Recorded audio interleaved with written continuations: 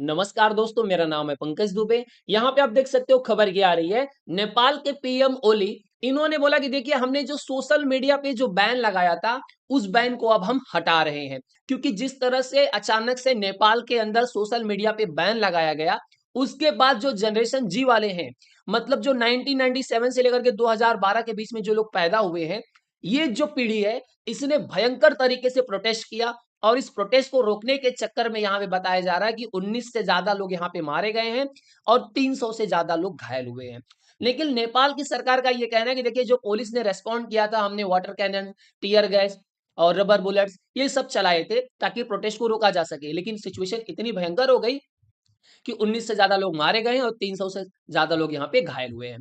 देखिए यहाँ पे आप जैसे कि जानते हो कि लास्ट वीक नेपाल ने सोशल मीडिया जितने भी जैसे फेसबुक, इंस्टाग्राम, यूट्यूब और एक्स, इन सभी को यहाँ पे बंद कर दिया था। तो सवाल ये उठता है कि अचानक से नेपाल ने ऐसा क्यों किया। देखिए नेपाल की गवर्नमेंट का ये कहना था कि ये जो प्लेटफॉर्म्स है, इनको हमने बोला था कि रजिस्टर करो, जो हमारे रेगुलेटर्स है, जैसा हम चाहते हैं आप, जो जानकारी हम चाहते हो आप जानकारी हमको प्रोवाइड करो, हमसे इंफॉर्मेशन हाइड मत करो। लेकिन यहाँ पे एक मिसयूज हो रहा था, एक हेट स्पीच चलाई जा रही थी, मिस इन्फॉर्मेशन था, फ्रॉड था। तो इन सबको रोकने के लिए हमने उनको टाइमलाइन दिया था। तो यहाँ पे इनके द्वारा बोला गया था कि हमने उनको क्या किया था, टाइमलाइन दिया था, लेकिन उस टाइमलाइन पे ये लोगों ने कोई भी चीजें हमको सामने ला करके नहीं दी कि हम इस चीज को रिपोर्ट करेंगे। तो उनकी तरफ से जब चीजें एकदम फेल्ड हो गई, तो हमने क्या किया, इन सभी ऐप्स पे बैन लगा दिया। लेकिन टिकटॉक ने क्या किया, वो कंप्लाई किया, उसने जो भी चीजें हमको एक्सेस चाहिए था उस चीज का एक्सेस हमको टिकटॉक ने दिया। इसलिए टिकटॉक नेपाल के अंदर चल रहा था। अभी तो फिलहाल सारे ऐप्स वापस से चालू हो गए हैं। लेकिन सिचुएशन जो यहाँ पे चल रही थी उसको ध्यान में अगर आप देखने जाओ, तो जैसे ही अचानक खबर आई कि देखिए कि जितने भी सोशल मीडिया बंद होने वाले हैं, तो जो सोशल मीडिया यूजर्स हैं, उनकी कनेक्टिविटी पूरी तरह से खत्म हो गई। मतलब बहुत सारे जो बिजनेसेस हैं नेपाल के अंदर या ऑल अराउंड वर्ल्ड की बात करूँ, तो बहुत सारे जो बिजनेस हैं वो सोशल मीडिया के थ्रू ही होते हैं। जैसे आप देखने जाओगे अगर, तो ये मैं नेपाल की बात नहीं कर रहा हूँ, पूरे वर्ल्ड की बात कर रहा हूँ। 96% से ज्यादा जो स्मॉल बिजनेस है वो सोशल मीडिया पे डिपेंड रहते हैं अपनी मार्केटिंग के लिए। और 77% जो यूएस में छोटे बिजनेस हैं वो सोशल मीडिया पे डिपेंडेंट रहते हैं सेल्स के लिए, मार्केटिंग के लिए, कस्टमर सर्विसेज के लिए भी।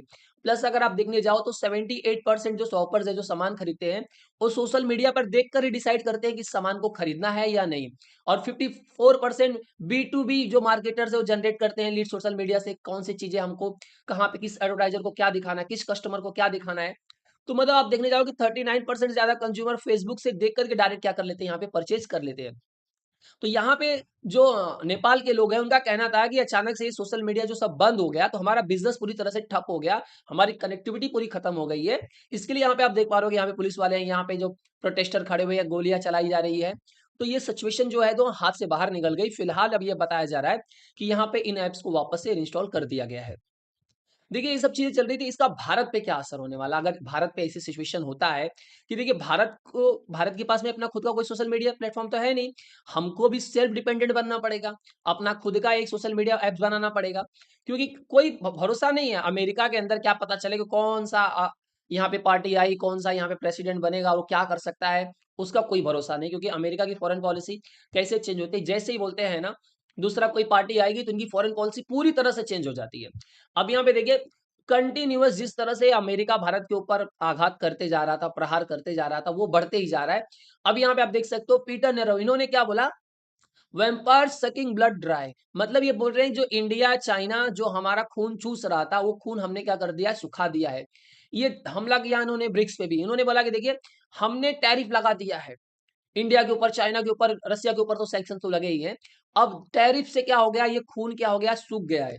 अब ये कंट्रीज क्या कर रही है, हमारा खून चूस नहीं पा रही है। मतलब बेसिकली ये बोल रहे थे कि इंडिया क्या कर रहा है, बिजनेस कर रहा है यूएस के साथ में, जिसमें खाली इंडिया का ही फायदा है, ये हमारा खून चूस रहे हैं और रसिया से कच्चा तेल भी खरीद रहे हैं। इन्होंने बोला कि none of them would survive without selling US, मतलब बिना यूएस को सामान बेचे इसमें से कोई भी कंट्री, चाहे इंडिया हो चाहे चाइना, ये सर्वाइव नहीं कर पाएंगे। ये एकदम पूरी तरह से झूठ बात है। देखिए इंडिया ने अपना दूसरा ऑप्शन देख लिया। अब यहाँ आप देख सकते हो इजराइल इंडिया इन्होंने एक साइन किया इन्वेस्टमेंट डील, और जल्दी अभी यहाँ पे कुछ अमाउंट पता ही नहीं गया कि कितना अमाउंट इजराइल इंडिया के अंदर इन्वेस्टमेंट करने वाला है। लेकिन एक चीजें तो है कि इंडिया अपना सिचुएशन एकदम स्टेबलाइज कर रहा है कि अदर कंट्रीज को देख रहा है कि भैया हम किसके साथ बिजनेस कर सकते हैं। यहाँ पे बताया जा रहा है कि बायलेटरल ट्रेड जो रहेगा वो 3.9 बिलियन डॉलर का था 2024 में, जिसको बढ़ा करके 10 बिलियन डॉलर होने वाला है आने वाले समय में। देखिए, इज़राइल की अगर बात करूँ ना, तो इज़राइल के लिए भारत हमेशा खड़ा रहता था। भारत ने अभी रिसेंट में एकदम आलोचना की है कि देखिए, जिस तरह से इज़राइल के अंदर जेरूसलम में जो अटैक हुआ था, तो जिसमें आप देख सकते हो कि 6 इज़राइली मारे गए हैं। एक फिलिस्तीनी जो गनमैन था, वो जेरूसलम बस स्टॉप पे अंधाधुंध गोलियाँ चलाना शुरू कर देता है। आप यहाँ पे आप देख पा रहे हो कि बस है, एक कार जा रही है, अचानक से इस बस के अंदर से गोलियाँ चलना शुरू हो जाती है। लोग इधर-उधर भागते हैं, जिसमें बताया गया 6 से ज़्यादा लोग मारे गए। अब इज़राइल करेगा क्या? इज़राइल को चाहिए था पॉइंट, वापस से इज़राइल को पॉइंट मिल गया है। इज़राइल ने हमास को सीधा धमकी दे दी है कि पूरा गाज़ा स्ट्रिप पूरा खाली कर दो। मतलब सीधी-सी बात बोल रहा है कि इज़राइल के जितने भी गाज़ा के अंदर लोग रहते हो, या तो चले जाओ या तो फिर मारे जाओगे। तो बेसिकली यहाँ पे इज़राइल का एकदम स्टैंड एकदम क्लियर है कि पूरा गाज़ा पट्टी यहाँ पे हम खाली कर देंगे। दोस्तों, अगर वीडियो पसंद आया होगा तो वीडियो को लाइक करके हमारे चैनल को सब्सक्राइब कर लीजिएगा, and thank you so much for watching this video.